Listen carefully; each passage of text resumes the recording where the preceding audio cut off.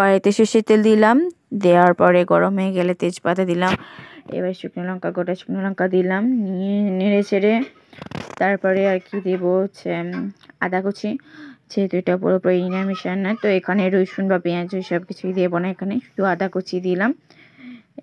আদা কুচিটা দিয়ে নিয়ে ছেড়ে তারপরে নিয়ে আমরা পাঁচফোড়ন দেবো আর কি। পাঁচফোড়ন দেওয়ার পর একটা স্মেল ছাড়ে খুব সুন্দর, সেই স্মেলটা ছাড়ার পর আর কি তারপরে আগে থেকে সিদ্ধ করে রাখা ডালটা দিয়ে দেবো।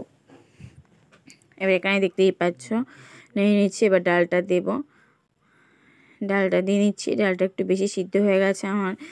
তোমাদের যেরকম মনে হবে সেই হিসাবে সিদ্ধ করবে। যদি মনে করো যে একটু শক্ত শক্ত রাখবে তাও রাখতে পারো, বা একটু নরম করতেই পারো। যেহেতু আমার ডালটা বেশি সিদ্ধ হয়ে গেছে, তাড়াতাড়ি জলটা দিয়ে দিলাম যাতে পুরো ঘেটে না যায়। পুরো ঘেটে গেলে আমার আবার ভালো লাগবে না। জল দিয়ে নিলাম, নেড়ে চেড়ে নিয়ে এবারে একটু ফুটছে, আরও একটু জল দিয়ে নেবো। তোমাদের সেরকম লবণ দেবো, মনে করো বসা বসা করবে তো সেই অনুযায়ী জলটা দেবে। যদি বসা বসা করতে চাই জল কম দেবে, আর যদি ঝোল করতে চাই জলটা বেশি দেবে। আমি এখানে জল খুব বেশি দিচ্ছি না, কারণ ঝোল করতে চাইছি না। লবণটা দিয়ে নিলাম, নিয়ে নিচ্ছি, লবণটাও টেস্ট মতো দেবে।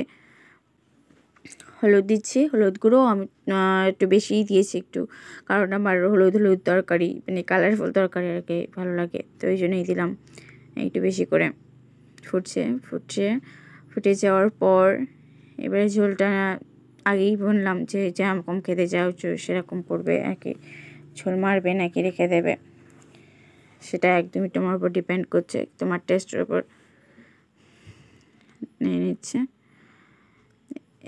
এরপরে সবশেষে আমি একটুখানি চিনি দিয়ে আর নামিয়ে নেব। ভালো লাগলে অবশ্যই ভিডিওটা শেয়ার করো, লাইক কমেন্ট করো। টাটা।